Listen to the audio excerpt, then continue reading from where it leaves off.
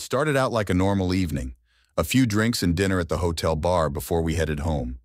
Jill, my lovely young wife, and I do this every few weeks, although that evening we backed the ship up a bit and went somewhere nicer than usual. Perhaps Jill's outfit that night will give me some clues, but she still looks amazing. Jill was always well-dressed and had the right figure. Her breasts are too small for many men, but they are firm and shapely, like two plump, juicy pears poking out from her slender body, and her long nipples are even more impressive. For me, the advantage of such a daughter is that the bra is practically useless, and the only bra she has is one she rarely wears. Her breasts also didn't seem out of proportion since Jill was about 5'7", and she was skinny, not skinny or anything, but she still felt so small and fragile when I held her in my arms. Her legs are probably her best feature. They are also quite slender but long, nicely shaped, and look great in high heels. To some extent, Jill compensated for the lack of a torso with her legs. Her longest skirts rarely reached above mid-thigh. Again, damn, you should see what Jill can do in skinny jeans. No, my Jill is thin, but not skinny or uneven. Think about some of the best track designs. Go from 3 to 8 inches, and there you have it, my wife Jill. She wasn't always so confident in her appearance. And when I first met her at a friend's house a few years ago, she was wearing only baggy jeans and an even nicer sweater. She hid it. She was ashamed of her breasts, or lack thereof, and did everything she could to hide what she had.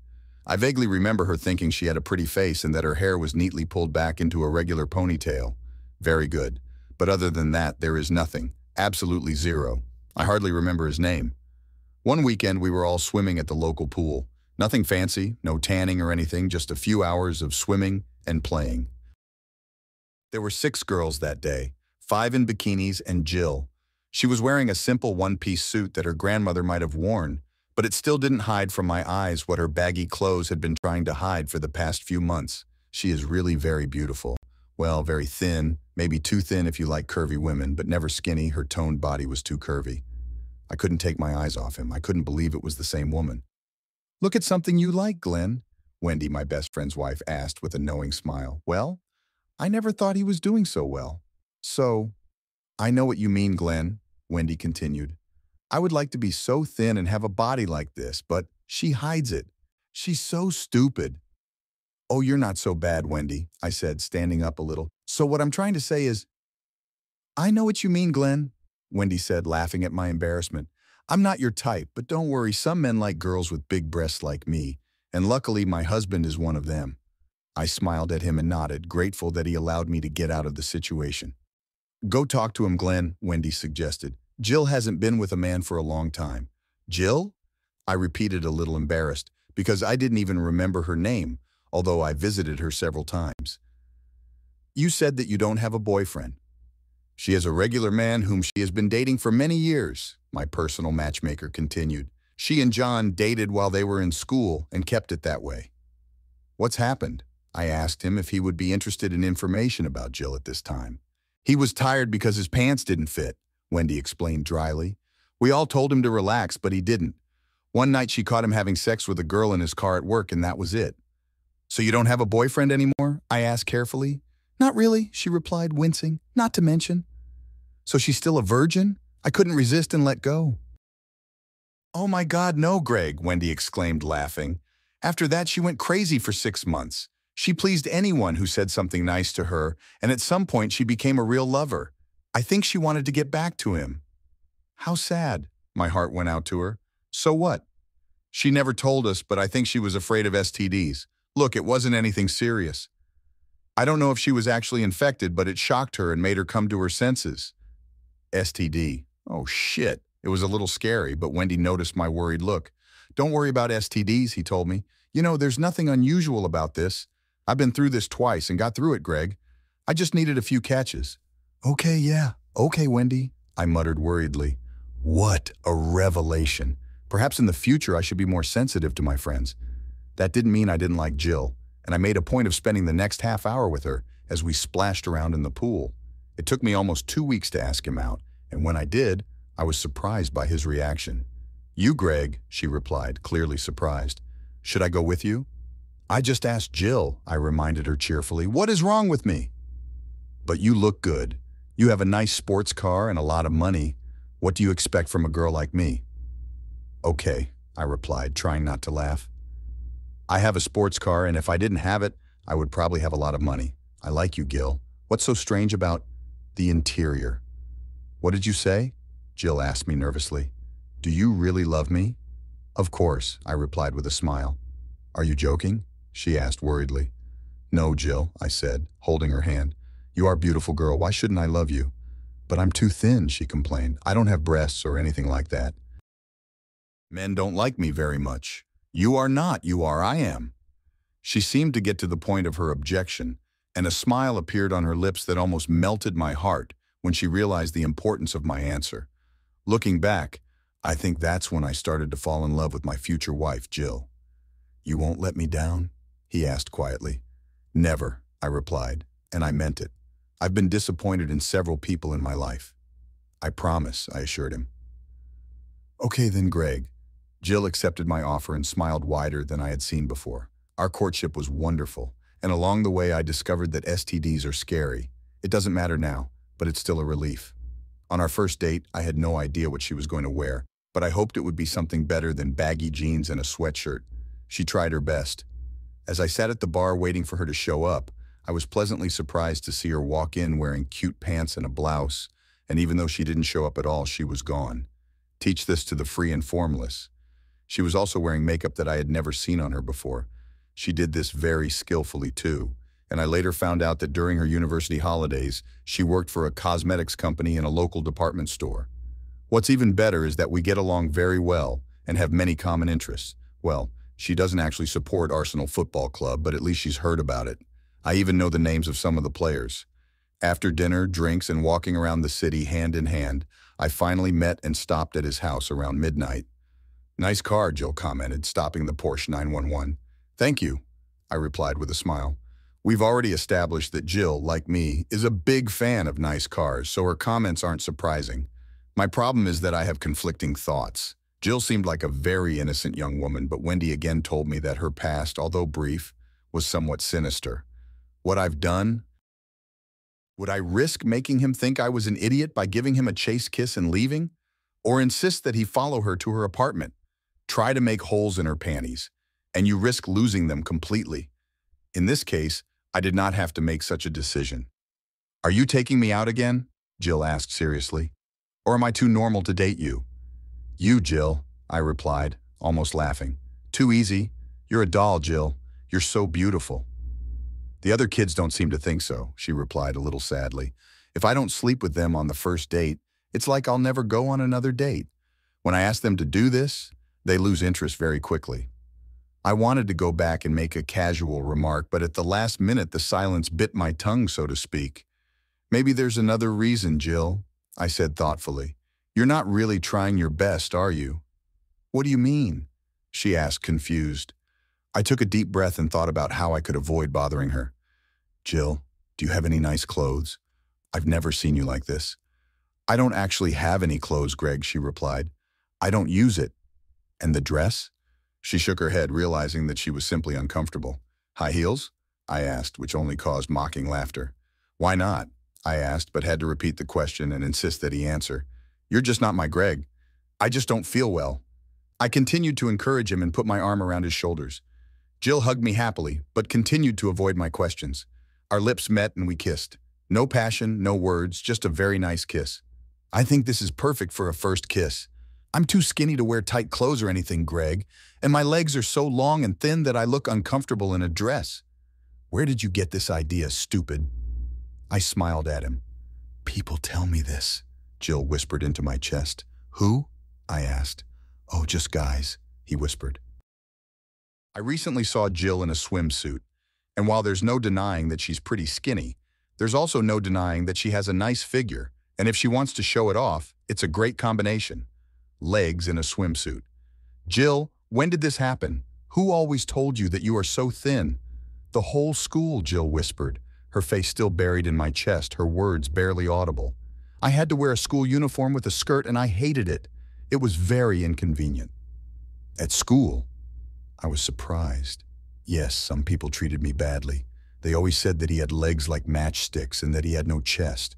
She was flat as a pancake and they always laughed at me. This is my nickname, Devil. everyone called me. Pancakes. Who? I asked. Who always laughs at you? Other girls, she told me. At least a group of them did. I can imagine what kind of gang he was talking about.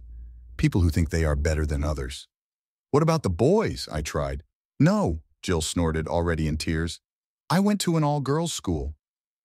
I sat in his arms, amazed that childhood cruelty could affect a person's life for so long. Jill, how long has it been since you went to school? I had a pretty good idea, but I wanted to make my point clear. 4 or almost 5 years ago, Jill admitted. You still consider yourself a good schoolgirl, don't you? Yes, she replied, dodging the question. I'm not a schoolgirl anymore. Where's your friend Gil? What did he say about you? What friend? She asked, raising her head and looking at me doubtfully. How do you know that I have a boyfriend? Wendy told me, I admitted. Tell him you dated him for a while. Yes, that bastard, she continued, the first tears slowly rolling down her cheeks.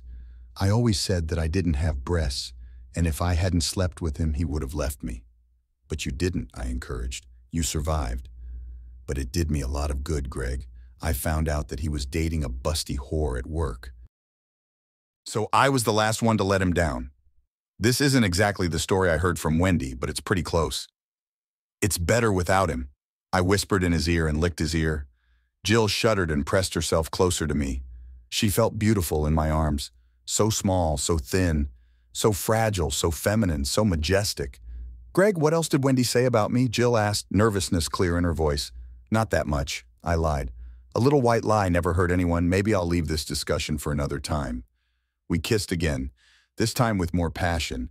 Jill shuddered again as I ran my tongue sensually across her parted lips. He threatens to come in, but jokingly doesn't. So you didn't answer my question, Greg. What's the matter, Jill? I asked. Should we go on another date? She repeated, key, intestine. And I know what we're going to do, I continued confidently. Oh, it's true, isn't it, what it is? Let's go shopping, I said. We went shopping on Saturday morning. Jill expressed surprise, but I didn't give up. I think he was ready for it, but he didn't show it. We continued to kiss and hug, and I became more and more convinced that this girl would play an important role in my life. I caressed her back, and she moaned with pleasure when I first noticed that there was no bra in front of me. It's so beautiful, she whispered. I slowly slid my hands in front of her, obviously hoping to stroke her breasts with my palms. As I approached, Jill visibly tensed and her body tensed. Greg, no, Jill moaned almost imperceptibly. Please don't destroy it. Destruction for whom? For both of us, baby, she sobbed in response. You will be very disappointed. Let me be the judge of this treasure, I whispered, slowly raising my hand towards the target. Jill froze as my hands finally found her soft, small breasts and cupped them comfortably in my palms. I heard his quiet groan. I'm so sorry, Greg, Jill sobbed. I warned you. It's beautiful, Jill, I assured her, squeezing the cute little ball of fur a little tighter. Please don't laugh at me, Greg. I'm not Jill. But I was too little there, she protests. Big enough for me. Please, Greg, Jill sobbed. Stop pretending. Jill, have a glass of good wine. I laughed at him. Actually, I doubt I'll be able to fit it all in my mouth. Oh my God, Greg, she gasped. You won't go. Oh yes, that's right, I interrupted and began to unbutton her blouse. Oh my God, Jill growled, symbolically trying to stop me, but I ignored her. Nobody has done this before. Great, yes, I know. He will be the first man to suck her beautiful small breasts. According to Wendy, this girl had been acting like a whore for months, but she probably never liked having her breasts touched. I thought about this when I was figuring out how to win this girl's heart. I unbuttoned his shirt and gently pushed him away from his feeble attempt to stop me, pushing him away with growing arousal. Pros of girls with small breasts. As I suspected, there is no bra. There's no need for this. They are very determined and unapologetic. Everything is fine. While I was thinking and saying this, I noticed a smile on his beautiful lips. I played with her breasts, played with my fingers, twisted her hard nipples until she squirmed. They're too small, Jill argued again, but this time her tone was different.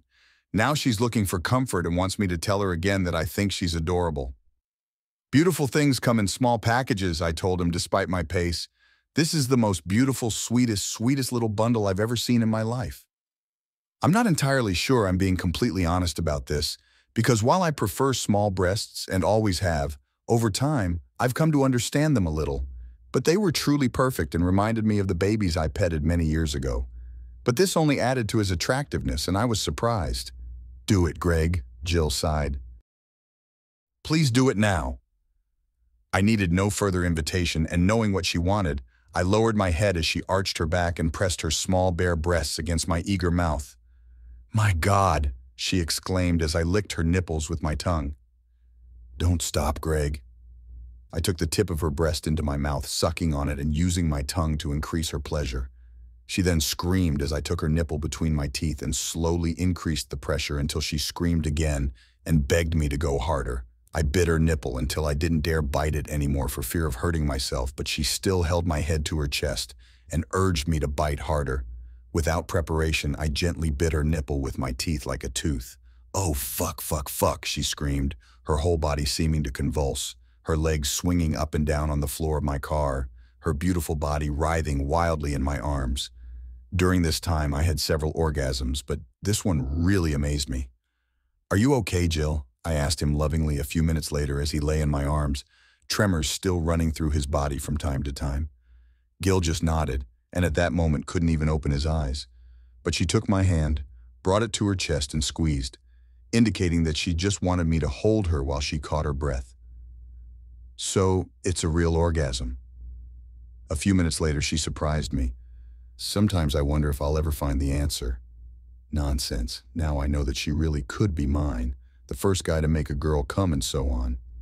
"You really like my breasts, don't you, Greg?" "I love him," I smile at him. Jill looked at me with a beautiful smile that was somewhere between sexy and adorable. "Honey, can you do something for me?" she asked. "Certainly. Whatever, baby." "Can you kiss my lips for a moment and then my other breast?" "I think I can, Jill," I confirmed. "But if I cry, please leave me alone," Jill whispered hoarsely. "In fact, I'm so happy I could cry." "Don't worry, keep going." I did it, she did it, and I understand why. My hands squeezed and teased her first breast as I kissed her lips first. Then I turned my attention to her other breast. Long sobs touched her body and tears flowed from her, running down my face, their salty taste flowing over my tongue when I quit. Lick. They went. Years of shame about her small breasts were kissed and sucked in one short night. Yes, I understand why he cried with joy. I suspect her first real orgasm helped a little, and her second wasn't too bad. "Thank you, Greg," Jill told me later, looking me straight in the eyes and smiling, tears shining. "Thanks, Jill," I replied. "You are such a beautiful girl." Jill pressed herself against me, burying her head in my chest again, and I wrapped my arms around her, pulling her close and protecting her.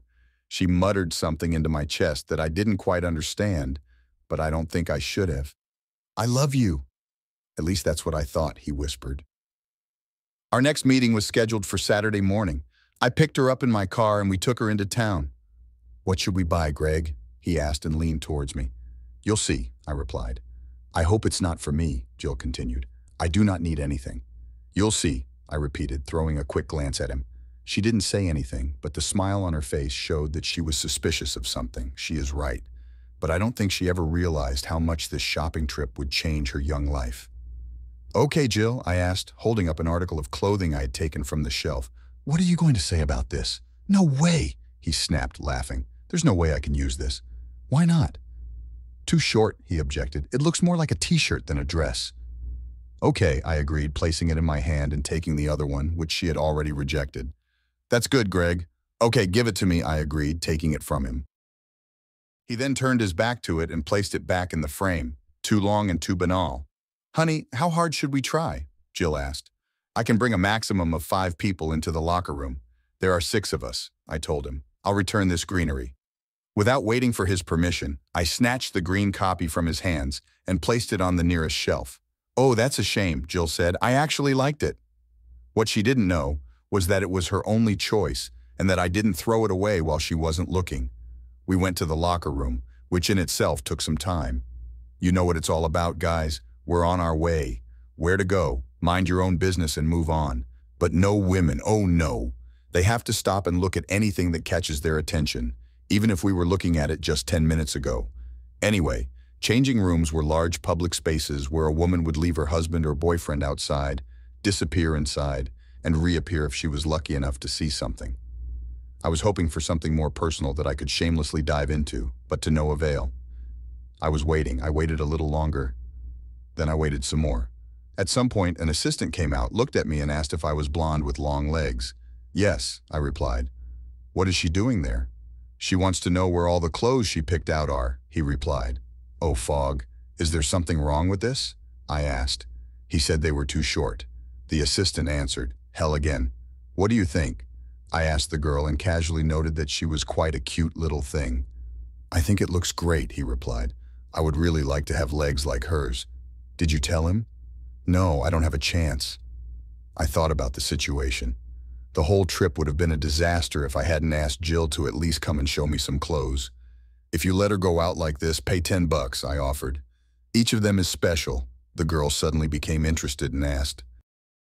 Yes, but I didn't want to tempt fate, so I refused. I waited and prayed.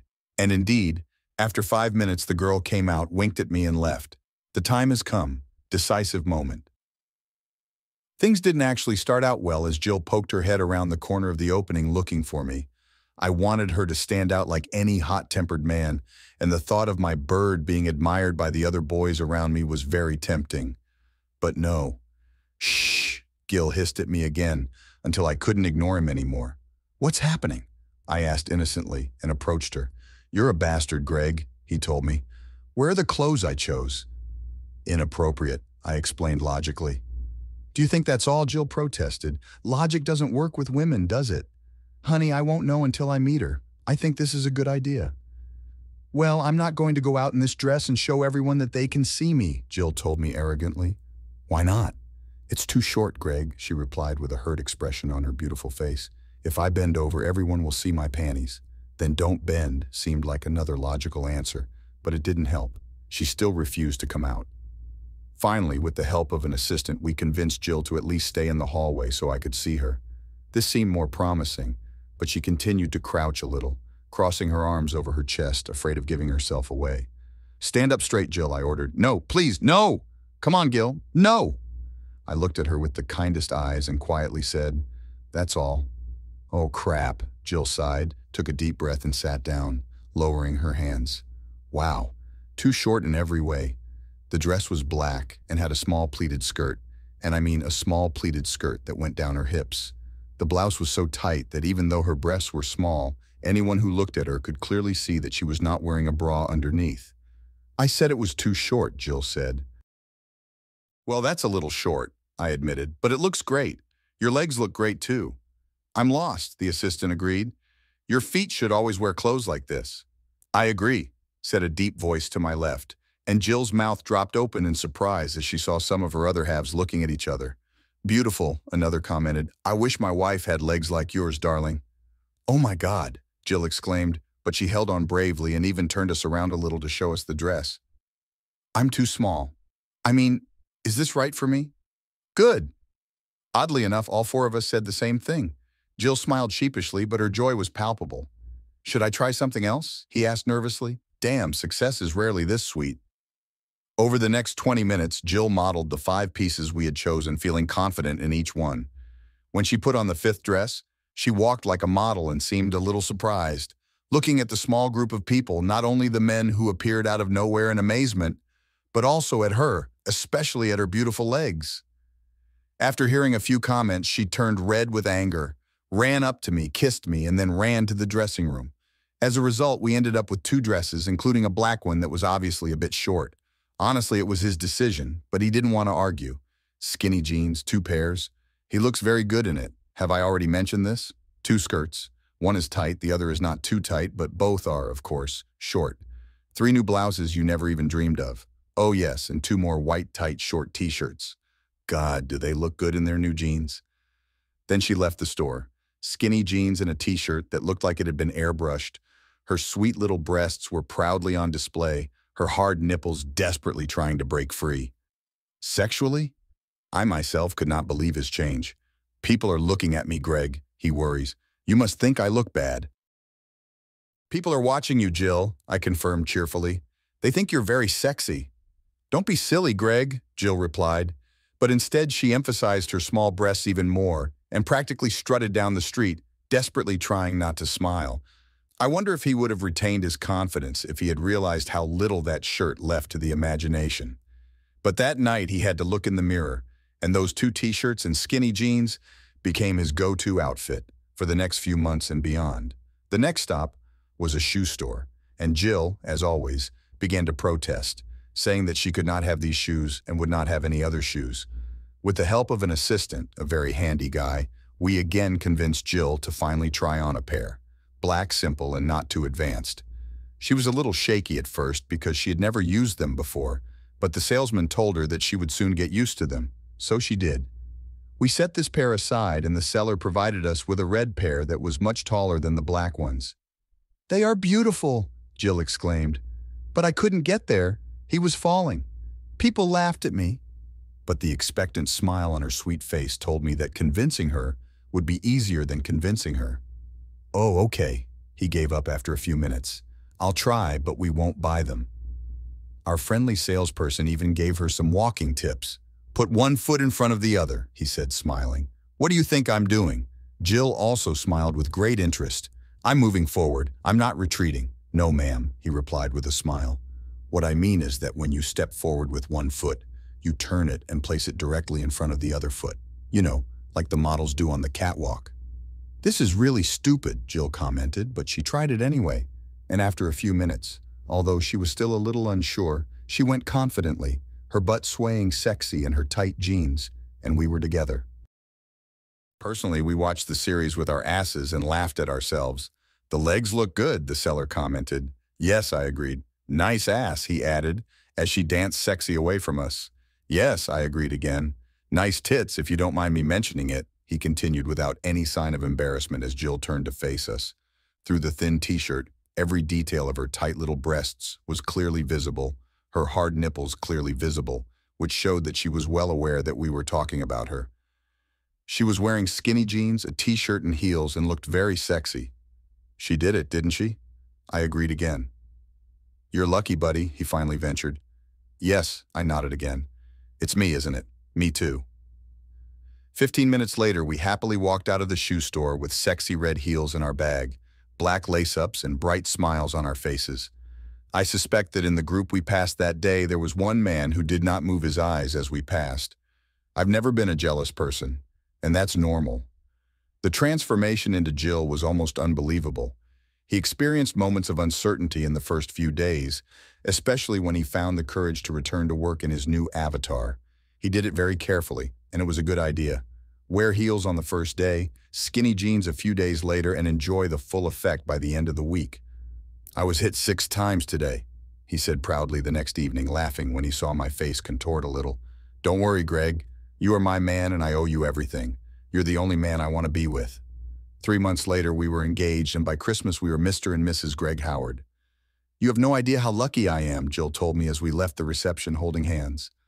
I looked at my beautiful, sexy, elegant wife for a long time.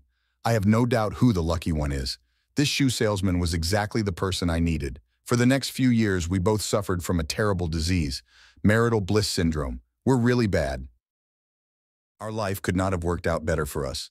We are both slowly climbing the career ladder, and our love is maturing and growing. I was and still am a fairly nice person, well-dressed, with a nice car, pleasant, good with people, and good in bed. And those are Jill's words, not mine. Jill, on the other hand, seems to have overcome her crystallization and has transformed from a beautiful girl to a beautiful young woman. He gets along with everyone, and everyone seems to like him. My parents loved him very much, and sometimes I became almost secondary in their eyes. But I wasn't worried at all, because Jill was also almost perfect in my eyes. Her dress sense has grown by leaps and bounds, and her practical skirts are a little longer than the first interesting ones we bought. Still quite short and unable to make the most of her long legs, but more elegant and sophisticated. It's only when we're at parties or going somewhere special that her skirt length gets close to the legal limit, and I'm glad when it does. When she wears skinny jeans and heels, yes, I said it. Sorry, my chest still hurts when I talk about it. Oh, and those t-shirts. No, unfortunately, we've been through this before, haven't we? She's still Jill wearing a t-shirt and no bra. Stupidity. I loved seeing the other men's reactions when she walked into the room wearing a tiny skirt, long, bare legs, and sexy heels. And I loved even more seeing her reaction when she walked up to me and kissed my cheek. Oh, envy, envy, I'm feeling it. I can almost taste it. Jill is my prize. I love her in the way she dresses. She uses more than just her legs. She learned to look at boys with a flirtatious look, her eyelids almost trembling. Well, she flirted with boys a lot. She also has a hard time keeping herself from doing so as they keep attacking her, but she has a way to easily disarm them without bothering her. Yes, I'd like to have dinner with you, Tom. Typical. I'll ask my husband when we're free. Yes, it amused me, and his stories about the creativity of some of his fans always made us laugh as he talked about his day while we cuddled in bed. And of course, her breasts. Jill's hate turns to love when she realizes that not all men like big breasts. She was very comfortable showing her upper body because in the right situation, such as the beach, she was always topless. She likes to wear tops that highlight the shape of her breasts, such as tight t-shirts or bold, unbuttoned shirts or blouses. I often wondered if this bothered me because I knew that friends and strangers often saw her bare breasts when she bent over or turned around. I like it. No, I really did it. There will be no triggers, of course, but an upset and trusting man will not be bothered when his wife glances at other men from time to time. Well, naughty girl, I mused happily before approaching her at the company Christmas party. My boss spent half the night hanging next to you, trying to see your torso. I know, she replied, laughing. Does it bother you? I asked her, trying to see if she agreed with him. Of course, I didn't want to upset my boss, but I also didn't want Jill to be embarrassed. Of course not, dear, she replied. I moved to look better. Naughty cow, I repeated, pretending to be angry. Show me what you showed him. Jill obeyed, leaning forward slightly and turning her body towards me. Nonsense. I see everything, Jill, I exclaimed. I can see all your breasts, nipples, and everything. Jill writ. Well, maybe he'll give you a chance, honey. He's the one who came in, I smiled. And later that evening, I severely punished her for her unreasonable behavior in bed. We both liked it, so I punished her again. Well, I got promoted, but only after a few months, so I'd like to think it was because of my skills and not just because of my wife's breasts. However, I must admit that my boss often asks me how my beloved wife is doing, and I, that is, we, rarely sit on the sidelines when the company announces what needs to be done. Things went on like this for a few more years, and we all liked it when Jill occasionally showed her breasts to a man in a top or skirt. Nothing is too obvious, nothing is too risky. If anyone suspected that we were doing this intentionally and with consent, they never said so. Then everything changed. That changed when I discovered that Jill and I weren't necessarily singing from the same hymn book. Mike passed you on the dance floor. I casually said to him one evening while we were hanging out with friends. Nothing, honey, she replied, taking a sip of her drink and shaking hands with the next man in line.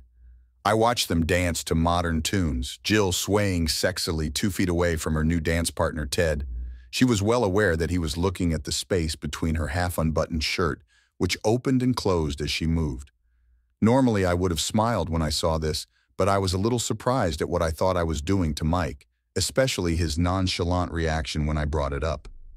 Then, as if on cue, the music changed, and Ted picked Jill up and pulled her close to him. I feel uncomfortable. For the first time, I felt embarrassed by Jill's behavior. I don't care about the appearance, I really like it. But I didn't like the touching, and I'm pretty sure Mike touched Jill's breasts while they were dancing. Then Ted did the same. I held my breath as he slid his hand between them until he disappeared between their bodies. That bastard touched her. He played with her right breast and Jill did nothing to stop him. Damn and damn. The shirt was so thin that it seemed to touch his bare chest. Resisting the urge to jump up and separate them, I continued to fidget in my seat, increasingly irritated by their behavior, my insides churning and irritating sweat running down my forehead. Hey, honey, Jill greeted me and jumped up from the floor, completely unfazed by the way I saw her give Ted a quick kiss as they said goodbye. I promised Mike one more dance, Greg. This is good? No, it's not like that, Jill, I swore, my anger obvious. What happened, honey? He asked quietly, his face full of concern. Do you want to dance a little more? That's not all, Jill, I answered quietly, knowing that our friends were everywhere. What happened, Greg? He asked in a soft and gentle voice, sat on my lap and hugged me. You did it, Jill, I whispered. First with Mike, then with fucking Ted. I never really liked Ted, even at the best of times. Unlike the rest of our more sensible guys, this idiot is a Manchester United fan. What, am I dancing with them? Jill asked, still pretending to be stupid. No, I won't dance with them, Jill. Let them touch you like this. Like what? He asked while everyone was confused. Let her touch your chest, Jill, I spat sadly. Don't try to deny it. I saw her. Oh, this. Yes, this is Jill, I continued, surprised by her enthusiasm. What do you think you're doing? Jill hesitated for a moment and looked at me uncertainly. I just let her feel it for a moment, Greg, he finally whispered. Nothing serious, just lightly caressing my breasts, baby. That's all, to be honest. You think this is acceptable behavior, don't you, Jill? Well, that means, yes, Greg, I thought you wouldn't mind. They were just touching my breasts. What the hell makes you think Jill doesn't bother me? I said, my voice louder than I intended. Listen, Greg, my wife said, grabbing my hand and dragging me to the far corner. It is better to discuss this topic where others cannot hear everything we say. I screamed and let him drag me to an empty corner. There was chaos in my heart and my heart was boiling. What the hell is my wife thinking? Where is Greg now? Jill asked, standing in front of me with a serious expression on her beautiful face. You suddenly have a problem with me letting some of your friends touch my breasts? I swear it was just my chest, and then I didn't let his hands rest on my head. Is there anything special tonight? I was speechless, barely understanding the meaning of what he had just said. Come on, Greg, he insisted when I didn't answer. Why am I suddenly wrong just because Mike and Ted got hit? This isn't the first time, and you've never complained before. Isn't this the first time? I asked quietly. Of course not, Greg, you know, he said, getting angry. For God's sake, you already know about our deal. As long as you're here, I can let men feel the weirdness of my breasts whenever I want. I know it turns you on, but I won't. Do this when you are not around. Obviously not. What's the matter, Gil? God, even I feel pathetic. Don't try that now, Greg, Jill said, as if scolding the baby. The next thing you'll tell me is that you didn't touch Annie's shirt. Annie's shirt? I shouted in confusion. What does Annie's shirt have to do with this? Christmas, Jill spat at me. Fred and Nicole's party. Don't deny it, Greg. Damn. How did you know this? Even I hardly remember what state I was in that night. I forgot, I admitted. It doesn't make sense. I'm just angry. How do you know? She told me, Greg, Jill replied. You know she did it. We were talking about it. We create? You know, Greg, Jill continued sternly, so we made a little deal. If they let you, you can take our friend's chest, and I would do the same with the boys, but only if we're both close, that's all. We create? We create. When? I asked, not remembering the conversation. When did I accept all this? That night, Greg, Jill told me, a pained expression on her face as she realized I wasn't kidding. We talked about it after we got home and went to bed, Greg. Don't you remember telling me that you always wanted to touch Nicole's breasts? I don't remember anything, but it's true. I've always wanted to taste our neighbor Nicole's beautiful breasts, and I highly doubt I'll pass that message on to my wife. I was angry that night, Jill, I reminded my wife. I know you're charming. I have to take you home, but you have to remember, she replied. Don't say a word. Oh, shit. It's a word my wife doesn't use often. We stood and thought about what we had just discovered. Both are deeply ingrained in our consciousness. It's mid-February, Jill, I said sadly. Does that mean that for the last 6 weeks you've been, well, you know what? Jill nodded. Who? I asked. How many people? Don't ask, he answered quietly. This is too much, dear, I'm sorry. My friend? Most of them at some point, Jill confirmed grimly. There was another long silence. And you didn't? She didn't finish the sentence. Never, I confirmed. Not with any of them. Except for Anna at Christmas, my wife suggested. Well, apparently, I confirmed. But as far as I know, I didn't even put my hand under his shirt. I don't even remember how they felt. Greg, you didn't notice me until tonight? Not at all, I admitted regretfully. But a few weeks ago I asked you if you were okay, Greg, Jill continued. You told me everything was okay. And when I asked if you were okay, you said yes. When did this happen, Jill? That evening we went to the club with Marta and company.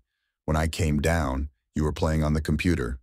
For the first time, I wore a new blue dress with an open back. Oh yes, that blue backless dress. I remember that evening well because I was a little uncomfortable with the way some of the people dancing with Jill were running their hands over her bare back. Well, apparently my fears were unfounded because it looks like they patted him on the forehead too. When you asked me if I was okay, Jill, I thought you meant if I was ready to go outside, I told her.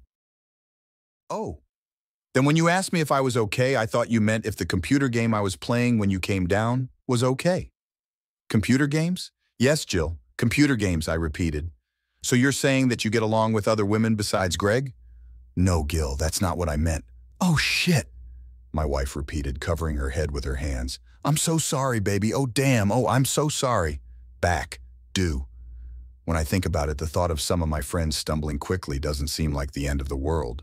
Of course, I didn't like it very much, but it wasn't enough to ruin a wonderful marriage, and Jill seemed very upset that she had misunderstood me so much. I think I owe you and Greg a free pass for the rest of the night, Gil finally said. Well, that seems like a fair offer, but let's put it in perspective, shall we? It's me, Greg, about 20 years old, quite handsome. My goal that evening was to feel as much of the girl's breasts as possible. Let's face it, the options are very limited. The result is not a slap in the face. A quick meeting with a woman I didn't really like. In another corner, Jill is in her early 20s, has incredibly long legs and small perky breasts, but she still looks beautiful and seductive. The possibilities are almost endless. Result, I don't even want to think about it. God, he was a pathetic bunny by the end of the night. Are you not working, Greg? Jill said as we drove home from the morning party. Not for me, Jill, I sighed loudly. And you? Greg, you can touch my breasts if I want, she replied thoughtfully. My biggest problem was keeping my hands out of my panties. What time is it today? I asked sadly. Too much, dear, she replied immediately. And it's not as fun as knowing you're not feeling well. I'm not Jill. So shall we stop, Greg? Burke? Of course, Greg, Jill told me. Anyway, I never had the pleasure of having all your friends hit on me. Yes, Jill. We kissed and kissed until after a while we stood up to catch our breath. Can I still wear sexy tops and stuff even with Greg? Jill asked, and I nodded. And I'll show you my breasts like before? I hope so, Jill, I replied. I really hope so, my dear. Jill kept her word. I was convinced of this, and over the next few weeks I noticed that many of my so-called friends seemed bored and that Jill cared about them. Yes, everything is fine again. I can't help but think about how Jill lets all those guys touch her breasts from time to time. But I think she's just making up for the pleasure that most girls aren't lucky enough to have in their teens. Come on, let's be honest. The thought of my wife dating other men makes me a little horny. After all, only her breasts were available, and I'm pretty sure everyone saw her in the sexy outfits that Jill always wears. No, I'm done. No problem. Actually, I turned it on. Perhaps the problem was that I didn't realize that Jill had noticed. One Saturday morning, we went to bed together and did nothing. I caressed her breasts casually, as I usually do on such occasions. Nothing too sexy, no deep passion, just playing with one of them and talking about the room we were going to paint. Have you ever thought about other people doing this, Greg? Jill asked during the conversation. What do you mean? Honey, have you ever imagined that someone else would do this? He more or less repeated. The other guy painted our room, I laughed. That would be a wonderful coincidence, Jill. With your new car, we'll only have to pay for the paint. Not in the room, idiot, Jill told me, laughing. My chest. What? Jill, the guy who drew your breasts, I smiled, knowing exactly what I was doing. What color do you want them to be? Idiot, dude. Gil laughs and smiles at me. You know exactly what I mean, Greg. Have you ever thought about another guy touching me? You know how much that touched me. Never. I was lying. Perhaps she allowed it because she promised not to, but my thoughts often wander in that direction. I don't believe you, Jill said, looking into my eyes. Why should I lie? Why do I think another man is doing this to you? I protested and twisted her nipple again. Because it turns you on, baby. He doesn't do what you want, I replied. Oh yeah, baby, my wife sang. No. Think about it now, okay, Greg? Jill said, laughing again.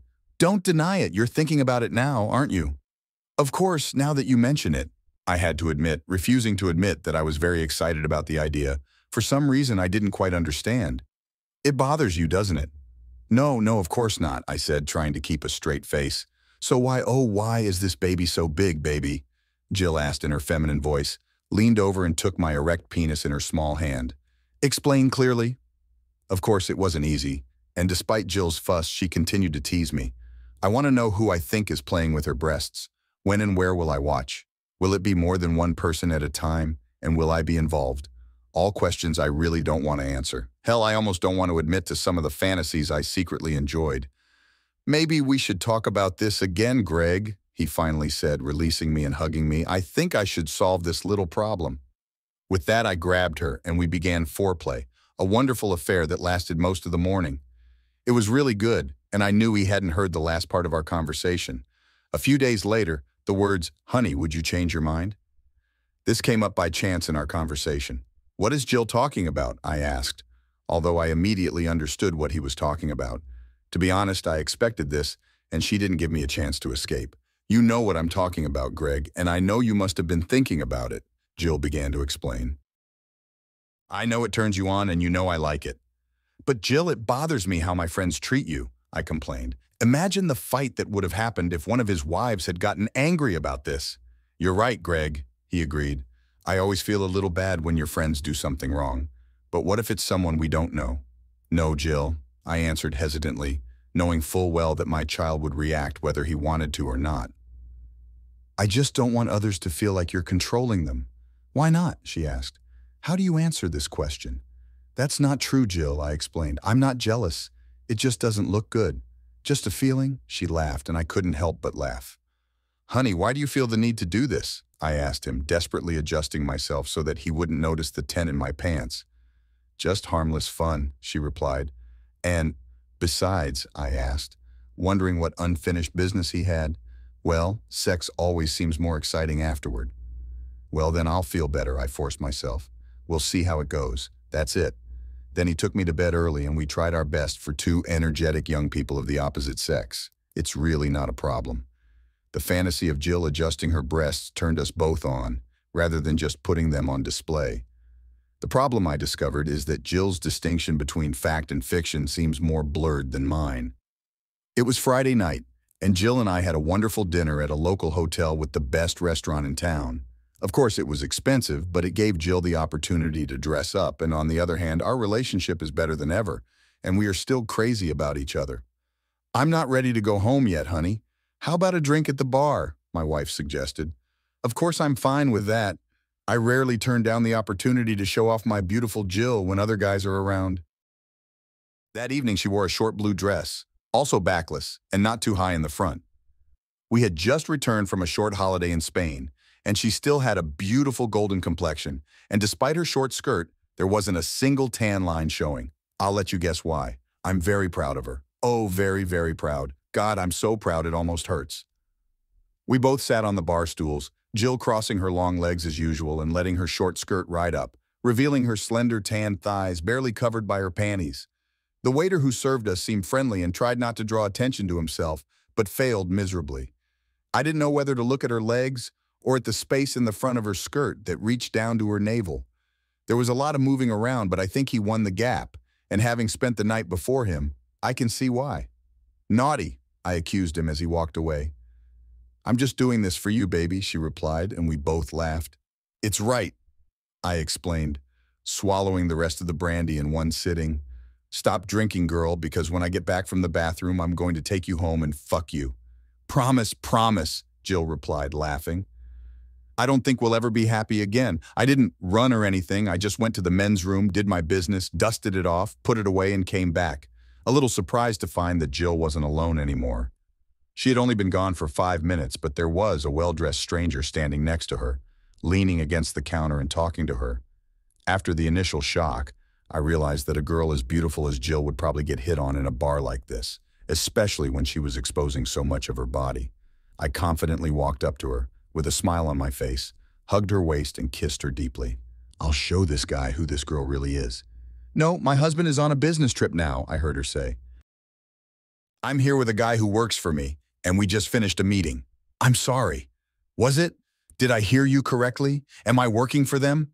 What stupid things did Jill say to this stranger? Needless to say, I changed my current plans and slowed down, unsure of what to do. "Jill, do you want to go to the club with me?" asked the stranger, obviously already knowing his name.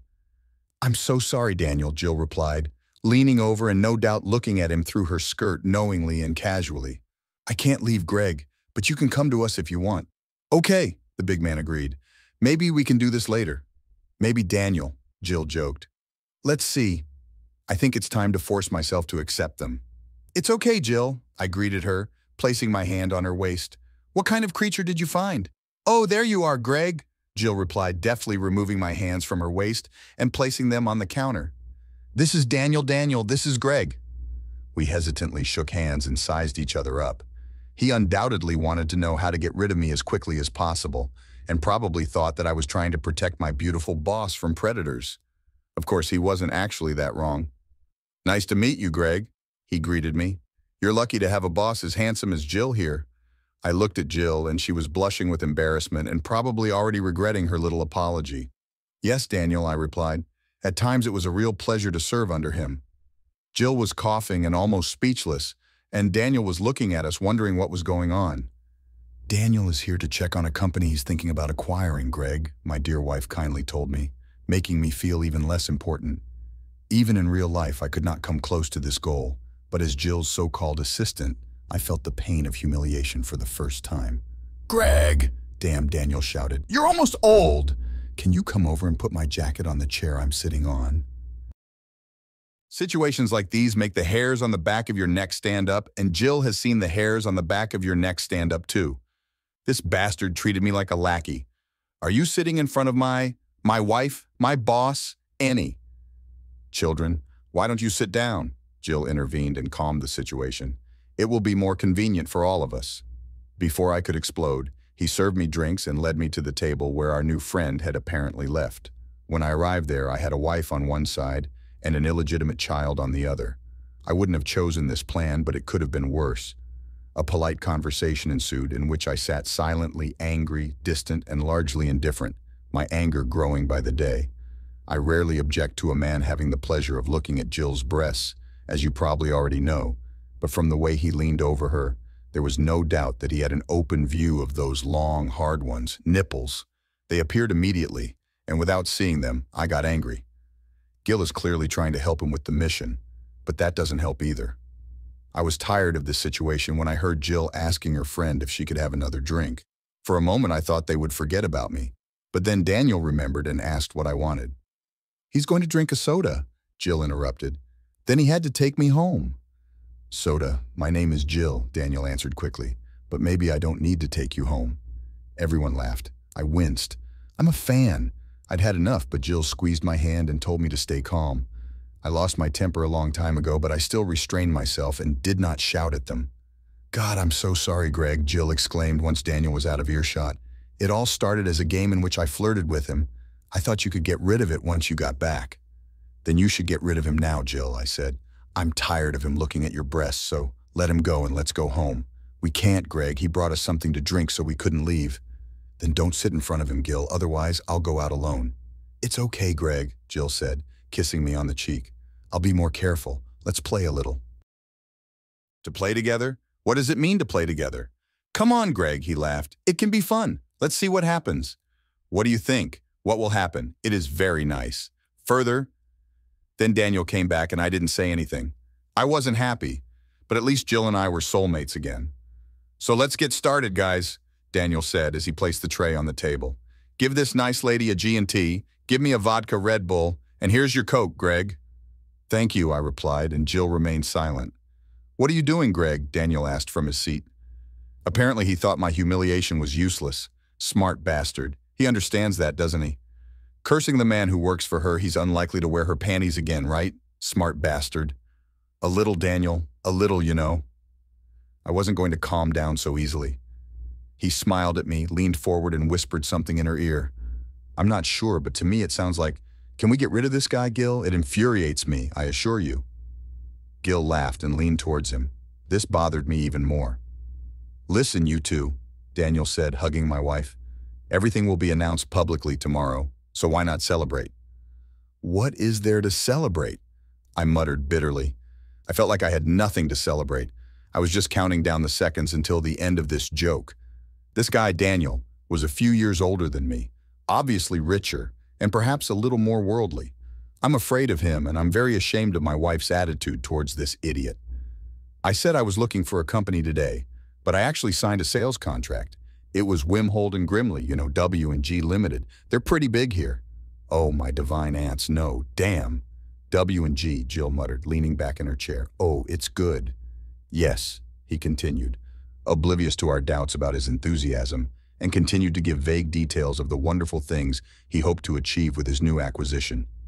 You see, I'm going to drink champagne to celebrate, he shouted happily as he stood up and walked back to the bar. Oh my God, Greg, what should we do? My wife panicked.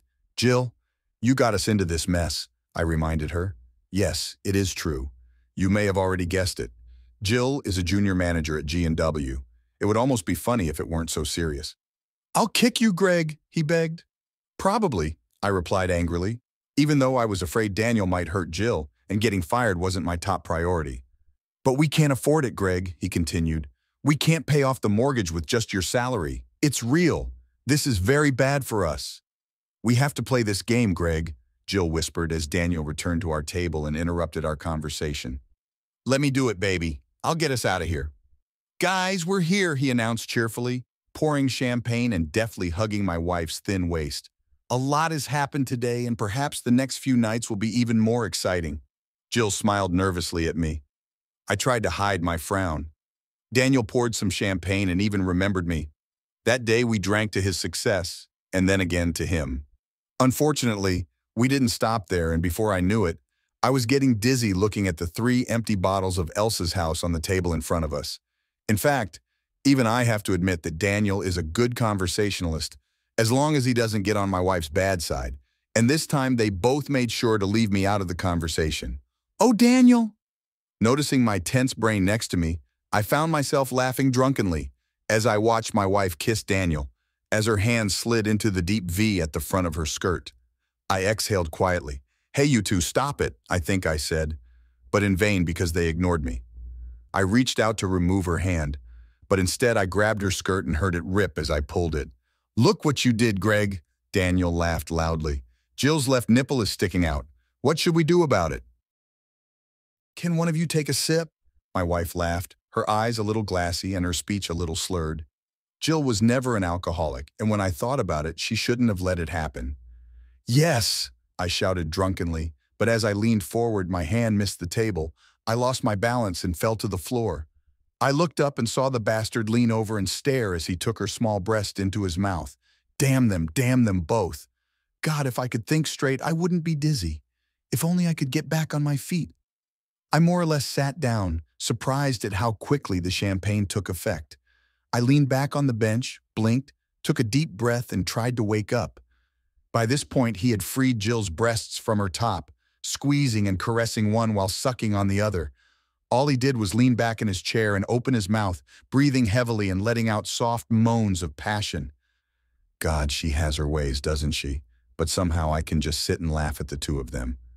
Stop, I'm sorry, but you really need to stop now. I agree with absolute truth. The problem is that I didn't say that.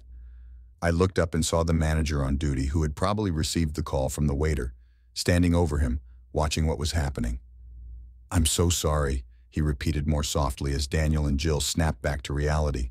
Sir, you can't go on like this in a bar. Okay, sorry, man, Daniel sang, and Jill just laughed, completely oblivious to the fact that 4 men were looking at her half naked.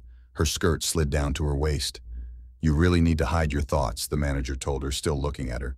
There or somewhere more secluded. What happened to my clothes? Jill laughed and shook her small breasts at the 2 hotel workers. It's not that, it's Mademoiselle. Damn, we just can't. His voice trailed off as he realized he couldn't find the words, confused by the perfect half-naked woman lying in front of him. Okay, guys, Daniel shouted and took command. Help us here and we won't stand in your way. They helped us up, and it took them longer than it did for me to help Jill, although I eventually returned to the ground. The 3 of us were then escorted out of the bar, and Jill's clothes more or less returned to their place. Who would dare walk down the hallway without my clothes? Jill cried out drunkenly, freeing herself from the director's grip. No, Gil, I cry. I don't think so, ma'am, the director ordered. Dan smiled and said, I'll challenge you. Oh my God, look at this, the waiter said in surprise as Jill pulled her skirt over her head and placed it next to her. The 4 of us stood in shock as my wife strutted down the aisle, still half filled with guests, naked except for her pointy heels and small thong, her nearly naked ass swaying and her perky little breasts sticking out proudly. Miss, please let me in. The boss came to his senses and ran away, followed by Daniel and me. We met her in the middle of the corridor, where the manager took off her jacket, draped it over her shoulders, and, in a desperate attempt to make her look respectable, led her to a side corridor. Sir, he said sternly to Daniel. I know you are a guest here, sir, but this is not right. Make sure this lady never shows up at my hotel like this again. Sorry, buddy, Daniel laughed. We'll take care of them. Even I smiled like an idiot at what just happened. Drunk or not, Gil truly outdid himself that night. Hi, Greg, Daniel said. Why don't you go back and buy her some clothes? I couldn't go anywhere like that. It's okay, Daniel, I replied, suppressing my laughter. I will take it. In my drunken frenzy, I ended up in the wrong place and might never have found it if the waiter hadn't looked quite pleased with the note in his hand. Are you looking for this? Asked. Oh yeah, I laughed. It seems my wife's clothes are missing. Your wife, sir? Asked. I don't know the situation with the coach, but I think you can come back at any time. I remember, I said lightly, trying to focus on buying the dress. Nice small breasts, sir, he commented. Thank you, my friend. Well, good night, sir, he said, handing me a robe, then turned and walked back to the bar. What a nice man, I thought. God, I must be crazy. I was silent for a moment as the room magically spun around me. Then when everything was quiet, I returned to where I had left Jill and Daniel. I cannot find him, not a damn sign. I wandered around for a while, ignoring the disdainful looks of the dwindling crowd, until my good friend the director reappeared. I think it's time for you to go, sir, he said, taking my hand. But I have to find Gil. I tried to reason with him, but my head was still spinning. I think the young woman is gone with her husband, sir, he replied, still pushing me towards the exit. But I'm her husband, I explained. Then I could take her home for you, he continued, desperately trying to get away from me. I don't know where we live, I replied, suddenly realizing where the bastard had taken her. Which room is he in? It's none of your business, sir. Of course it's my business, I shouted excitedly. He has my damn wife in his room. Well, if so, then she obviously left of her own accord, he replied, losing control and starting to drag me. Let me go, you bastard, I shouted, pushing his hand away, only to find myself being held by two other guys in uniform. Whether you like it or not, sir, go, one of the big guys shouted to me. Call the police, I shouted, hitting one of them as he tried to run away. You kidnapped my wife. Well, that was my first big mistake, wasn't it? Apart from anger, of course, this damn hotel must have a hotline or something, because the next thing I know, two cops came after me and kicked me out of the hotel for not listening to what I was trying to tell them. You're drunk, one of them shouted in my ear. Take a taxi home. I don't want to go home, I whispered. I love my wife. Go home or we will arrest you, another shouted. Call a taxi. I don't need a damn taxi, I spat. I have my own damn car. I don't recommend this, sir, I was warned before I made my second big mistake of the evening. Yes, I know, it was incredibly stupid, but at least I got arrested for DUI before I could drive away and crash. Sitting in a police cell is not a pleasant experience, especially when you are as angry about life as I am. Early in the morning, my phone rang. To my surprise, I still had it, and I saw Jill calling me about 5 hours after I last saw her in the hotel lobby. It must have been 5 damn hours before my beloved wife took the time to realize that I was gone. Nonsense. I pressed the power button, put the phone in my pocket, and tried to go back to sleep on the hard bed in the police cell. Not easy. The police called my wife in the morning to tell her where I was, but no one answered, so I told them to forget about it. If she's not interested, then neither am I. The last thing I wanted was for her to come looking for me, and I was in no hurry to return home and meet her face to face. It took me 2 buses and 2 miles of walking, but I was no more ready to find him than at first, especially when I saw the light of a house ahead in the fading darkness. Greg, honey, where have you been? Jill called me as I walked through the door and ran up to me and hugged me. I'm really worried about you. You mean you were worried about me last night? I replied calmly. Oh, honey, I'm so sorry about last night. But when I realized you weren't here anymore, I went crazy. Oh yeah? I challenged her. So why did it take you 5 damn hours to realize I was gone? 5 hours? He repeated uncertainly. This can't last long, baby. That's impossible. I recorded your phone conversation, Jill, I angrily told my beloved wife. More than 5 hours after I left you in the lobby, you received your first call. Do you really seem to care about me? I don't understand, dear. He sought an explanation. Maybe. That means I woke up in Daniel's room and you weren't there. How many times has he let you fuck, Jill? How many orgasms have you had? We didn't do this, honey, I swear, she said with tears in her eyes. I woke up dizzy and couldn't find you. Where's your friend Daniel? He was fast asleep until I woke him up. I think he's in bed next to you, I accused. Yes, probably, dear, he admitted, looking at the floor. But we didn't do anything, I swear. So what do you know about Jill? It's okay, he muttered with an embarrassed expression on his face.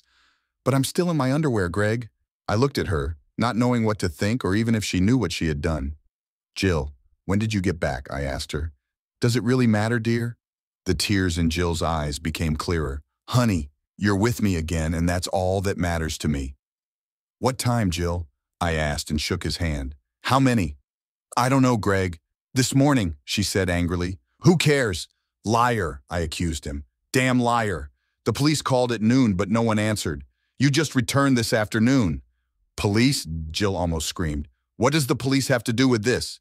For spending the night in a damn police cell, Jill, I shouted without further explanation. Now tell me the truth in exchange for change. When you came back?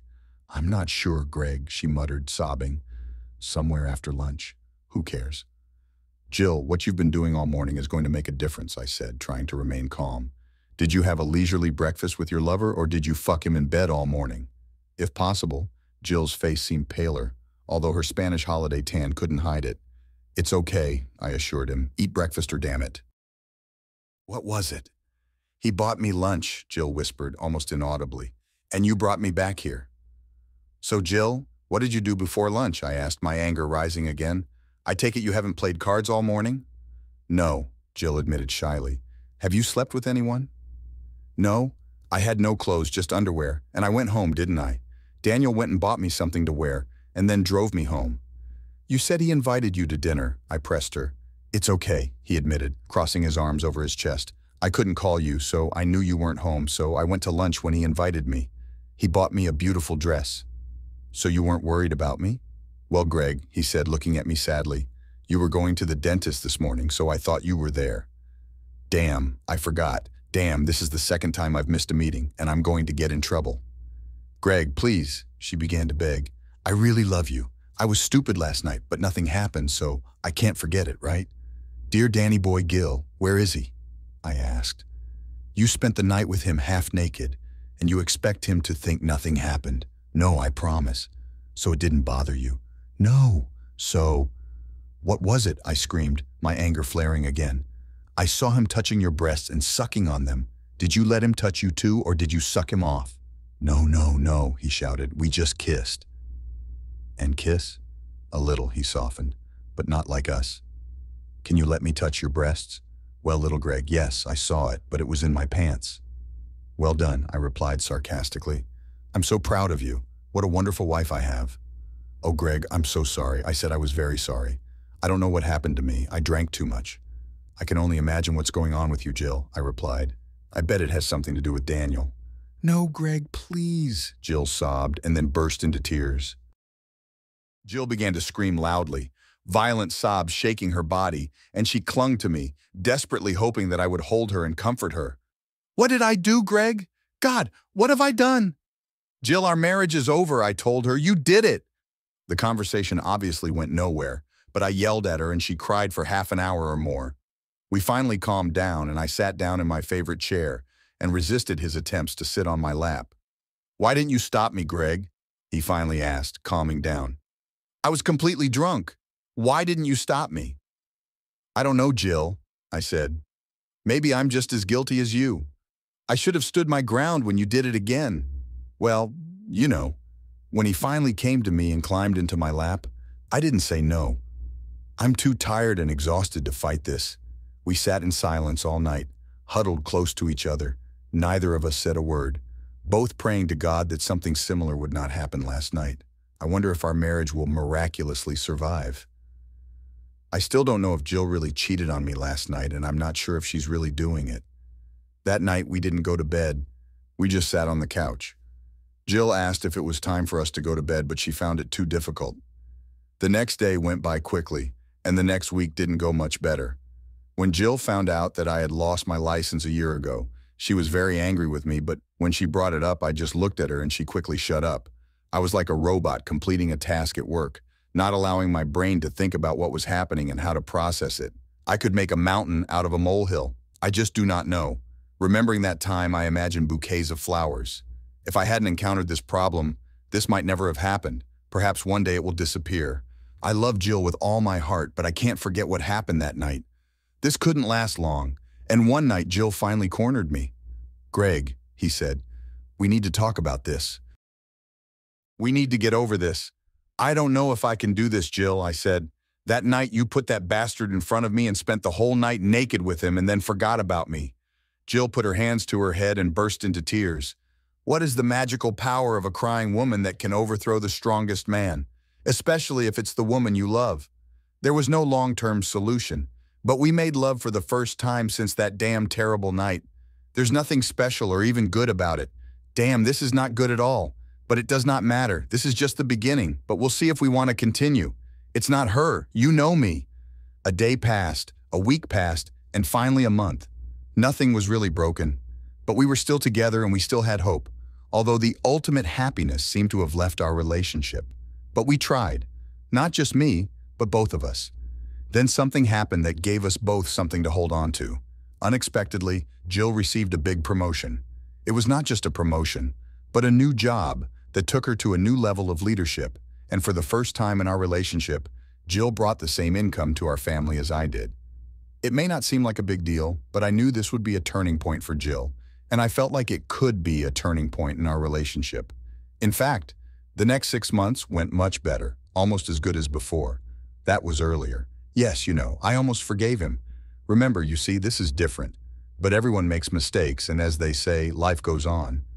Then there will be a Christmas party. The curse of my life is Christmas. Of course, W&G Luted was his, and he was still employed by the company. "I have to go, Greg," he insisted. "Need." "No problem," I assured him. "I'm looking forward to it. I still have freedom." "I'm so glad you're here, Greg, but if you don't like it, there's no need." "Because I don't like it?" I asked joyfully. "Free drinks and stuff and some dancing." "It's okay, baby." But she was not happy. Is there something wrong? Something happened. I convinced her, teased her for 10 minutes, and finally kicked her out. "It could have been Daniel," Gil admits. "Is he the owner of the company, honey?" she continued. "I swear on my life I haven't seen him since that night, but he'll be here tonight." "It's okay, Jill," I said, sounding more relaxed and comfortable than I actually felt. "He is here." "So?" Jill shrugged, smiled, and winced. "What should I think about this?" "He told me he wanted me to give him some support that evening. He introduced him to the staff and everything." She acted as a mediator, as a host, so to speak. We looked at each other for a while I sorted out my feelings. "You told me you didn't see it, Gil," I shouted angrily. "You haven't talked to him yet?" "I didn't do it, Greg," Jill screamed. "Well, not quite. I haven't seen or spoken to him since that night, but I work for him, honey. It was Dan who promoted me to my current position. We corresponded by email, fax, etc. That time I was talking to him on the phone. My God, she had never spoken about this before. You noticed, right? Not Daniel, but Dan. What a great choice. Should I go with her? Let her go alone? Tell him to stay home? What a damn choice. Everything I say is a lie. We had a good discussion, no possibility. Of course we talked about it, but the more we talked about it, the more we yelled at each other, the more I sulked, and the more Jill yelled. Who's wrong? Of course it's her. But when I think about it, I don't know if I have a choice. So at 8 o'clock in the evening on December 21st, we sat sadly in my favorite chair and waited for my wife to leave the room. I'm waiting for the love of my life to show the man I love how she will dress on this special night. What are you going to wear on your date this evening? It's right. I didn't go with her, my God. No, Jill, no. I explained it to her when she introduced herself. Not this dress, honey, no this. What do you care? Jill spat at me. You do not trust me. You don't support me, so don't you dare tell me what to wear. With that, my wife Jill turned and left the room, closing the front door behind her. I don't think I've ever seen her more beautiful. End. She's wearing the dress I bought her earlier this year, just before we started having problems. We promised ourselves that we would save this dress for special occasions. It was educational, to say the least. It's okay if she comes with me, but her husband was not welcome on such a special occasion. Tonight. No, not even that night. Only in the first part, before Jill went into shock. For me, all the progress we had made in the weeks and months since she left me was gone. I'm so stupid. I sat at home depressed, thinking about the last words she said to me, turning them over in my head until they repeated themselves. Damn, you're a fucking bitch. She ran off with that idiot, disappointing me for the second time. Well, I'm not sure, but what else can I think of? There was nothing else to do, and he was not welcome because Jill was spending the night with the lovely Daniel. Can I be more understanding? Yes, of course I can, and perhaps I should. Perhaps Jill was simply trying to protect my feelings and self-esteem. Maybe, maybe not. Fuck this. Crap. I don't know when he got home. He didn't care. Well, it was about 1:30 a.m., but who's counting? Hi, honey. Jill greeted me just before lunch when she finally arrived for brunch. Honey, what did you do last night? Did you enjoy the evening? I looked at her and looked at her, shaking my head in disbelief. What happened, Greg? She asked. Is she stupid? Is she completely stupid? And you fucked him last night, Jill, I asked quietly. Or did you sleep with all those damn male employees? Jill jumped in surprise, her mouth open. What do you mean, Greg? She exclaimed. Why did you say that? You're a cheating bitch, I accused her, although she didn't care whether it was true or false in this case, because I was almost crazy. Why don't you go back to your lover? But Greg, he began to protest. I was, shut up, cow, I shouted. Go away, don't bother me. But Greg, he began again. Go away, dear, I interrupted her. Jill looked at me for a moment with tears in her eyes. But Greg, baby, I didn't do anything, baby. I did not do. It's too late, honey, I shouted to her. I don't believe anything you tell me anymore.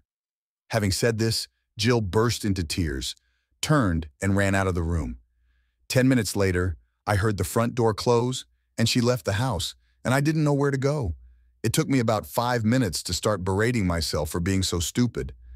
The next few months passed in chaos, with the barn filled with beer and bottles of cheap whiskey.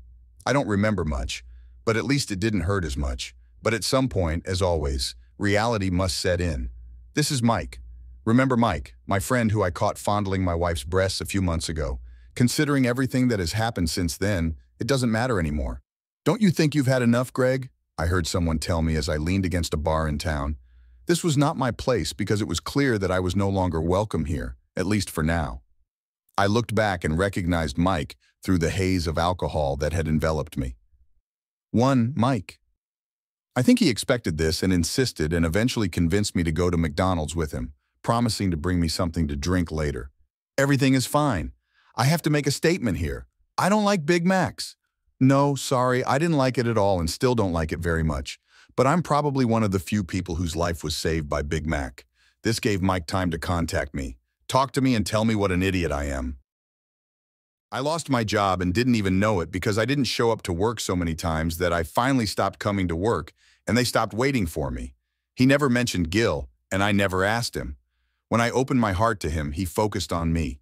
He then took me home where his loving wife May continued my treatment, and they both took time out of their lives to help me recover. I really should go home, I told them after being there for over a week. Maybe I didn't turn off the gas or something. I doubt it, Greg, Mike replied with a smile. Your apartment was seized several weeks ago. Where I live? I asked doubtfully. Doss's house, a friend's house, maybe more than one night in the park until they get mad at you. Everything is fine. How could I fall so low? Greg, you can stay as long as you want, he offered, and May nodded approvingly. Let's say 2 weeks maximum, I replied. I'm very grateful to you, but I can't trust you forever. As long as it takes, Greg, May said. As long as it takes. What friend? With such friends, it is difficult to have enemies, if you know what I mean. Do you know what happened to Jill? I had to ask. I hate to say it, but I'm ready for this, and no matter how much I want to, I can't avoid it anymore. Don't worry about her, Greg, Mike began, but May cut him off, demonstrating her feminine wisdom. He'll find out sooner or later, Mike, May said. It's better to be here with us now than to hang out in a bar all night. What? I asked. What's wrong with her? She is all right? Oh, God, my heart was pounding because I was still worried about her. She's fine, Greg. Maybe even better than fine, May continued. She was with this guy, Daniel Murray, the guy who bought W&G. Before he could say anything, Mike intervened. As far as I know, May, not anymore, he told us both. As far as I know, she left him and ran off with a big shot, almost twice her age. With the help of Mike and May, I recovered and began to rebuild my life. It's not always easy, but I'm not a special person and I don't have high expectations, so overall it's not that difficult. I met her, but not often, and always tried to set this poor woman up with Jill. By the way, The candy you heard about is almost 3 times older than him and probably didn't last long. OK Magazine, The Sun, even the Times, The Telegraph, and TV. These are the methods I use to monitor my dear wife's progress. Yes, my wife. As far as I know, we are still married and have never divorced. Appeared at the Cannes Film Festival with an aging rock star, and a few weeks later at the Los Angeles premiere with a heartbreaking leading man. Jill became a minor celebrity by being a personal friend of Paris Hilton, and was often photographed with her. The photo that made all the headlines when Paris stepped out of her car and showed the world that she was heading to Commando that night? Well, the girl across the street is named Jill, and I'm wondering if she's wearing panties. We were in different worlds, and I tried my best to put all thoughts of him out of my head. It's not easy when you read a newspaper. It's even more difficult when you're watching TV. Even in our local bars, it's hard not to become the nice guy dressed as a local girl. How many times have I heard someone say they knew her before she was famous and claim that they picked her up and had sex with her when she was just a girl on the street? How many battles have I been in? How much have I lost? They didn't even know their point of view. But over time, I learned to follow my advice and not interfere. Things were going well for me until I heard an old Peter Starstead record. You know, the movie that starts with something like, "Where have you been, my love?" and describes the life of a girl from the Italian ghetto. It's not exactly Jill's story, but the similarities caught my attention, especially when it comes to topless swimsuits. Oh, what the hell, I have to explain. I was reading a magazine that I probably shouldn't have opened in the first place. Okay, I've become obsessed. On the middle pages is written, "Gil, yes, my Gil," about the floating palace of an Arab prince in the Mediterranean. Somewhere, with a glass of wine in hand, wearing bikini bottoms and nothing else. Her beautiful small breasts stood out shamelessly, teasing the group of rich men around her. She seemed vulnerable, and he wanted to protect her, but he couldn't. Those small, perky breasts, those long, slender, smiling legs, they just cut me off. All night I wondered which guy she was going to sleep with. No, I didn't sleep much that night. For the next 2 years I endured torture. I'm not saying I haven't dated other women and slept with some of them. I'm not saying everything is bad for me. I'm in my early 30s, so maybe I'm a little old. I have a well-paying job, my own apartment, and a nice car. Yes, I still love nice cars and got my driver's license a long time ago. Many of my friends, old and new, think I'm living the old Riley life. Well, I did. Until the next time I see my wife in a newspaper, magazine, or on television. It doesn't matter whether you spend the night with this or that person, as long as he is rich and famous. Oh my God, Jill is amazing. Every man's wet dream. I was the one who discovered it, and she was mine. Damn, it was all mine, but I lost it and was such a stupid bastard. Then it got even worse. He played a small role in a mediocre film shot in an unknown location by an unknown director. It was shown at the Cannes Film Festival and was a minor success, to the point that a supposed artistic photograph of my wife walking naked on a beach somewhere went viral. In some ways, Jill became even more famous. And then it got even worse. James Bond. Yes, you know this guy. My Jill plays a Bond girl in the latest film. Yes, not the heroine, but a famous French actress. But Jill played the role of an idiot who attracted Bond's attention and spent most of the film barely dressed until she was killed by a depraved villain. Only careful camera work separates their performances from soft porn. So it was, and Gil was, if not a famous movie star, then at least a household name, almost on the so-called A-list. Where was it? Well, I had a good job in a Jaguar, but I didn't have what I really wanted. I've had a pretty mediocre night so far. No, honestly, what a damn night. He was on a date, or even a second date, with a young blonde woman from an insurance company he did business with. Nice breasts, nice ass, maybe a little big nose, but what is it? It started off well, but we met another group of friends who were having a lot of fun together. You know how it all works, right? I didn't give up completely. Damn, I don't give a damn about that damn woman. We are joining this group. She went to dance. I sat down, looked at her, and walked away angrily. The last point, as the French say. I went home unhappy. Exhort, exhort, exhort, exhort. To hell with it all, I thought. She's joined another group of idiots, and if she needs a ride home, that's her problem. Exhort, exhort, exhort, exhort. Fuck this. Nonsense. But I picked up the phone anyway. Hey, bastard, I'm going to bed. It seemed like a reasonable response for a whore who had left me like that. There's no doubt that I get a little sensitive when I think I'm going to be abandoned. Hi, Greg. My name is Dan. Daniel. What are you talking about? I didn't sign up right away. I don't know anyone, Daniel. Then something clicked. Daniel Murray? Yes, Greg, he replied. This is Dan. It was a long time ago. The longer the better for me, was my obvious answer. Go ahead, Greg, he continued cheerfully. What's the problem, friend? You ruined my marriage, you bastard, I accused him, my anger growing despite my best efforts. Not me, Greg, was the answer. I'm just a link in the chain. Chain, damn chain. What do you mean? Come on, Greg, Daniel continued calmly. You must have met Greg that night. You worry too much about a girl like that, and sooner or later it will happen. I took a deep breath. Over the years, the water has gone under the bridge, but his words still ring true. 2 days later, we met at a bar. He started by pouring us a pint of beer each, and we started talking. Then talk to me, Daniel, I began the conversation. How are you? Jill, of course. What's wrong with her? Did she die, or did she have AIDS, or something like that? You really don't want this, Greg, Daniel asked softly, breaking off the unpleasant answer and reluctantly agreeing. You still love her, don't you? He asked, and I shrugged, unable to deny it, but not wanting to admit it either. We met Greg last night, he began to explain. I can be a little boring when it comes to women, but that night was incredible and I can't explain it. Jill is a beautiful woman, but I've met beautiful women before. Sometimes they were for me, and sometimes they were for me for my money. Who cares? But Jill, she was different. There was something special about that night, although we were too drunk to do anything about it. Sex is great after she dumps you, but there's always something else, Greg, other people. What the hell are you talking about, I asked, noting his statement that nothing happened that eventful night. No more secrets. I want to tell you, Greg, she still loves you. That night was the worst mistake he had ever made in his life. I drank too much, what? There is no excuse, but he made a mistake, and a terrible mistake. Error. So why did you go to the Christmas party, I asked. Why did he spend the night with you? She didn't, Greg said. I swear Greg Gill spent the entire night introducing me to the management and staff and rescued me from their clutches when I couldn't escape. Until 3:30 in the morning, I told him. Yes, he replied. Jill left early. I wanted to see you, Greg. The party lasted until 4 in the morning and I ended up spending the night with friends. Oh shit, this is true? Then why didn't you tell me? Maybe it was true, Greg, but you didn't want to hear it. I don't want to hear. No, Daniel sighed. Apparently the next morning you had a huge fight and kicked her out. She had nowhere to go, so I was glad to take her in. Damn you bastard. And then? We lived together for a while until we made a better offer, says Daniel.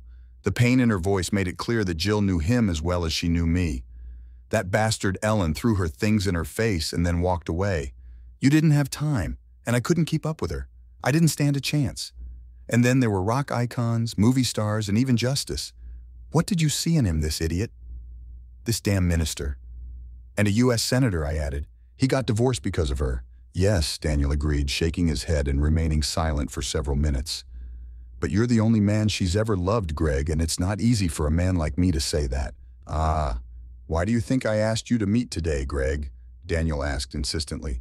Jill is the only woman for whom I think I'm willing to go through this kind of pain. I stood and looked at him speechless, as my past life collided with my passive and relatively peaceful present. She wants to see you, Greg, Daniel told me almost formally. She wanted me to make an appointment with her.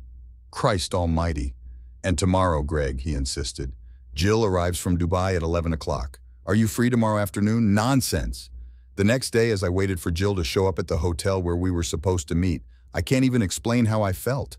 Love, hate, anticipation, anxiety, disgust, and of course, lust. However, I really want to see it now rather than see a photo I've been staring at for too long. Then she came, and I didn't even recognize her. Hey, Greg, greeted the scantily clad, normal-looking woman standing in front of me. How are you, dear? I looked up, and after a few minutes, I realized it was her.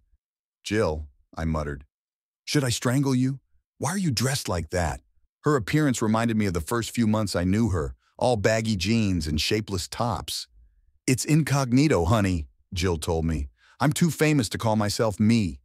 Photographers follow us all the time, especially in the city where I come from. Logic. I actually found it easier to talk to him without my brain jumping to the wrong conclusions. What's going on, Jill, was my first question. Why is this still happening after all this time? It's time to get our lives in order, don't you think, Greg? What does it mean? Well, honey, we're still a couple, aren't we? He explained. As you may have read, I dated Brad Kitt for a while, and now that he's going through a divorce, he's proposed to me." "Brad Kitt?" I asked in despair. To be honest, I didn't expect the conversation to go this way. American movie star? I didn't know Jill existed. "Most people don't do that, Greg," he admitted, "but it is so." We fell into a long silence, and Jill gave me time to process the news. "So you want a divorce, Jill?" I finally asked, trying to hide my deep disappointment at the real reason for our meeting. "Yes, honey," Jill confirmed softly. "I really like Brad and we get along very well, but there is another option. If I had to choose, I would choose one." "What is this?" "We can be together again, honey," Jill whispered nervously. "You and I, Greg, I'm sure we can make it if we work hard." I jumped, my mind spinning and my heart pounding. Stupid cow, stupid bitch. How can a guy like me compete with fucking Brad Jeter? How could this stupid woman make me so angry? Hasn't he hurt me enough? "Don't be such an idiot," I almost screamed at him. "You can get a divorce and live happily ever after. Let go of Brad, whatever his name is, and leave me alone." I threw my half-empty glass on the table and ran out of the hotel, but as I walked out, I heard tears running down Jill's face. God, my situation was terrible, and I was only making it worse. I spent the next period trying not to despair, as the ease and finality of a quick divorce tested my deepest resolve. But at least I think I can finally move on. Start rebuilding your broken life, and think about the future. I don't know what I would have done during this time without the support of Mike and May, because they once again showed what great friends they are. But when the invitation came, I couldn't believe his courage. "Brad and Jill would like to invite you to their wedding." Brad and Jill, I've never seen crap like this. I never wanted this. Never. May explained this to me again. I tried to convince myself that if I showed up and smiled, I might get deported. For the first time in a long time, I wasn't completely honest with my friend May and decided to participate, but it had nothing to do with taking control or forgiving. I've never admitted it, but it's a form of masochism. I wanted to suffer. I wanted to suffer. I wanted Jill to see me there with tears in her eyes and a sense of loss. If you're lucky, it could ruin your big day. I parked my 3-year-old Jaguar XK8 sports car in the car park of a heavily guarded castle in the heart of the Kent countryside, where the ceremony and celebrations were to be held. It was one of OK Magazine's exclusive weddings, where the invitations were as precious as gold and an army of bodyguards kept the paparazzi at bay. In any case, my car could barely compete with Bentleys, Ferraris, high-end Mercedes, and the like. But dressed in my best suit and watching my now ex-wife's progress, I felt out of place among the rich and famous I saw and heard about. Alan Sugar. Here's a surprise. Some time ago, there were rumors about him and Jill. There are more movie stars than I can count, although I did have a few words with my all-time favorite, Halle Berry. Hell, even Victoria Beckham chatted with me for a while until David apologized for having to pick her up. Posh Spice is a wonderful woman. I would never doubt it given the media coverage of the event. I just told everyone that I'm Jill's old friend and I don't have the courage to tell them the truth. Things were going pretty well until we were all invited to a wedding and directed to the old cathedral where it was taking place. That's when I started to feel pain and pressure in my chest, and I really wanted to be there. It won't hurt me, and I really don't want to hurt Jill. Brad Kitt? Just kidding, but he didn't do anything to me. Jill arrived on the arm of her father, Bert, who had played the same role at our wedding a few years ago, and I wondered what he was thinking and whether he felt any more awkward than I did.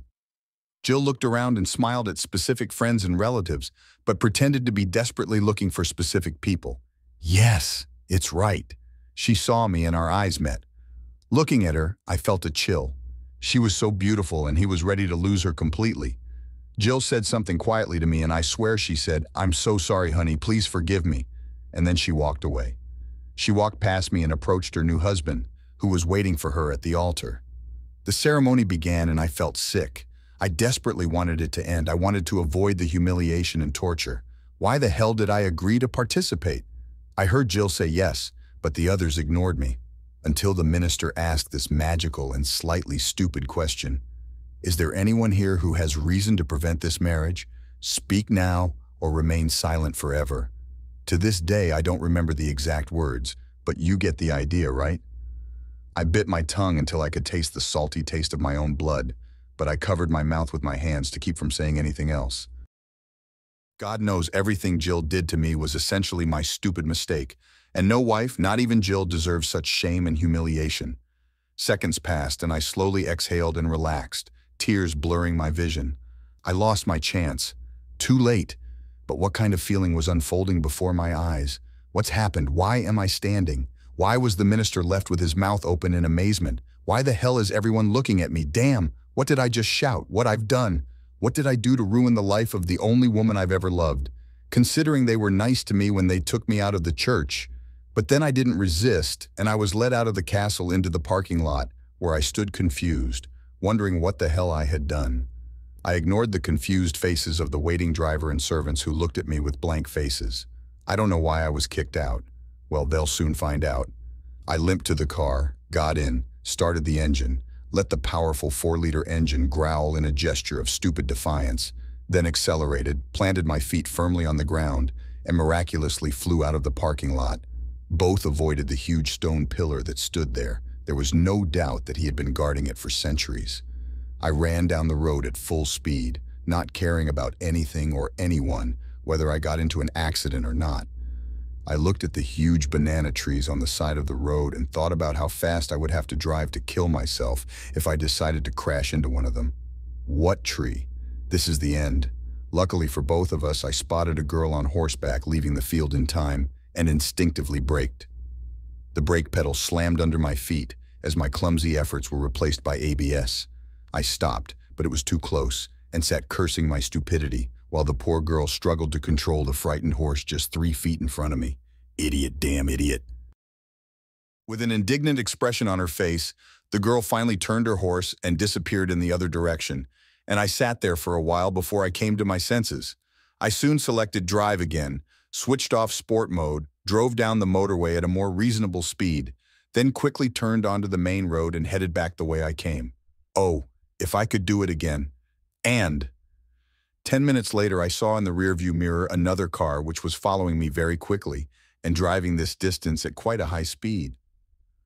Maybe the media is focusing on my story, or maybe I'm just in a hurry. Perhaps he was in a hurry to return home to his loved ones. Oh, I would like that.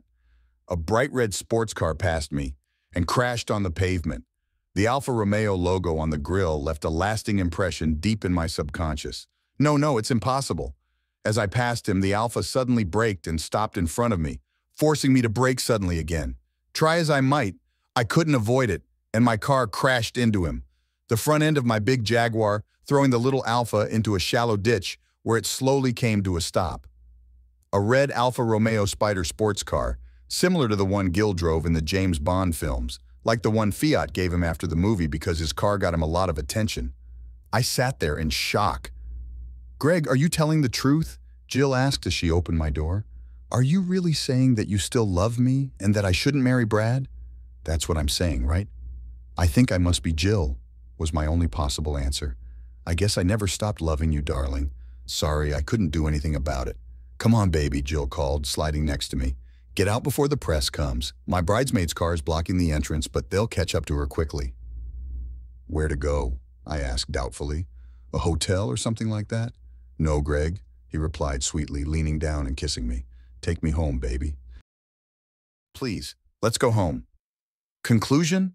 Well, this is Mike, May's husband, Greg's boyfriend, who almost made the mistake of being too active with Jill a few years ago.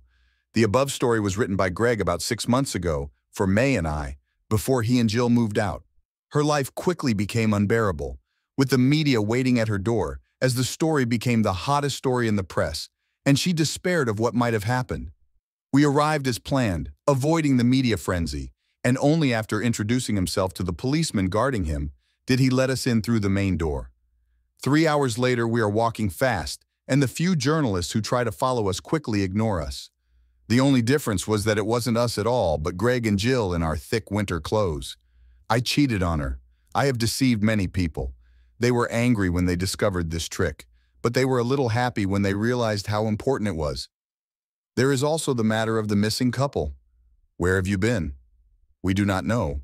Apparently no one knows, although for 6 months we regularly received postcards from a couple, Jill and Reg, from exotic countries. Obviously we didn't know anyone with that name, but we guessed, and they always told us how much fun they had and how much they loved each other.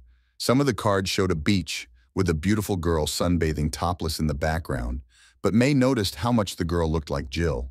Well, apparently not much has changed between them, right? If anyone knew where it might be Greg's mother. We don't talk much, but we run into her at the supermarket from time to time. She simply smiled at us as if we were conspirators, but she didn't tell us anything, and we never asked her. I think they'll come back when they're done. To be honest, I've never met such a loving and well-coordinated couple. Of course, this applies to me and my wife May.